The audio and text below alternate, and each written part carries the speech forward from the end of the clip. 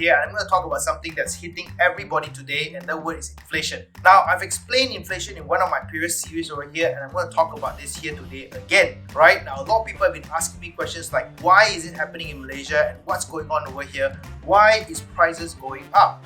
So I'm going to now take this series to explain to you guys why has prices increased in Malaysia until today, and I'm going to answer the second question over here is, will it continue to go up in 2023? So let's get started right now. So what has happened in Malaysia and why have all the prices suddenly gone up? Now, we all can blame this to one thing that has happened 2 years ago, which is the COVID pandemic. Now, because of the pandemic, that has happened and blessed us that we are all now safe, is that we have created a huge disruption in the whole market. So I can actually fault this to actually what has happened 2 years ago. So let's take a look into it right now, what is happening. Because of the current pandemic over here, I'll tell you 4 reasons why Malaysia is actually experiencing inflation today. So let's get started right now. So why Malaysia is actually having inflation right now actually attributes to 4 things. Number 1 right now, okay, and this is the fact of what we're calling recovery. So the recovery from C19, okay, or COVID-19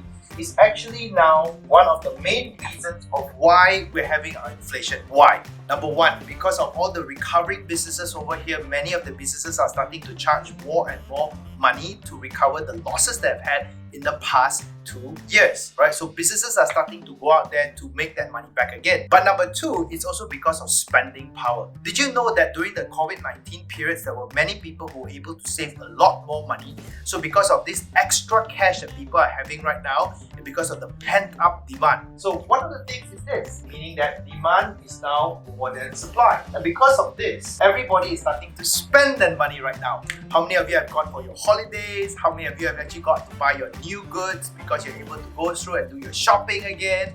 So with all this going up, this is one of the natural reasons why prices have actually gone up. There's not enough supply to actually fulfill the demand, and hence that's why inflation is actually happening today, right? Number 1. So the second reason is this, it's called the disruptions in the supply chain. Now, not all the time business people are actually trying to take advantage of the high demand that's coming in. You know, like for example, let's say for example you want to buy your clothes right now, and because there's so many people queuing up, you want to raise the prices. It's not always the case. Some of the cases it's also due to the disruptions in the supply chain. Now imagine this right now during COVID-19, when there was no demand at all, many of the shops had to close, right? Many of the factories also had to close or even taper down their production. Because of all this, right, there was very little manpower, also less storage of the materials during that time. And all of a sudden, this year, everyone started to travel again, everyone started to buy again, and started to spend again. And therefore, a lot of these businesses couldn't catch up. And that's why there's a shortage of the supply chain. Raw materials are in demand right now. Logistics cannot catch up because maybe 2 years ago they cut down from 100 lorries, maybe some of these companies shut down to 10 lorries, right? And now they have to increase their vehicles and increase their distribution once again because the whole world is coming to life. So this disruption has been happening for the past 1 year, and because there's also a high demand for the supplies, prices have also pushed up. So because of delays, because of lack of supply, prices have actually gone up until today. Now, to make matters worse. No! God, please, no! No! No! No!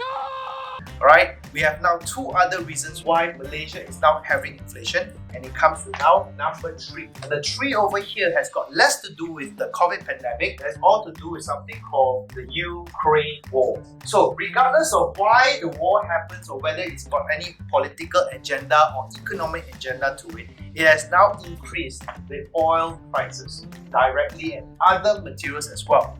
But price of oil has tremendously shot up because of the Ukraine war. And because of this, it has actually created a huge increase in inflation in all other things. As you know, oil is the bare material for energy. Oil is also needed for all the distribution and logistics. So this actually contributed to many of these, hence increasing the price of goods. Okay, and last but not least, number 4. So depreciation of ringgit Malaysia, okay, is the last and final cause of inflation in Malaysia. 85% of our consumer goods are actually imported, right? From milk powder to even the beef and the mutton that we have here today, most of them is actually imported from different countries, and we use mostly USD. But because ringgit Malaysia is now getting weaker against the USD, we are forced to pay higher prices for it, therefore indirectly creating a higher price for all consumers today. And that, my friend, is one of the other reasons why inflation is happening in Malaysia. There we go today. This is one of the reasons why inflation has happened in Malaysia in the past 1 year and why it might continue to go up again, right? Because of all this. Stay tuned to the next episode where I will answer the question, will inflation continue to rise in 2023? And I'm going to give you my 3 predictions why it's going to go up. Okay? So till the next time around, see you guys. Bye-bye.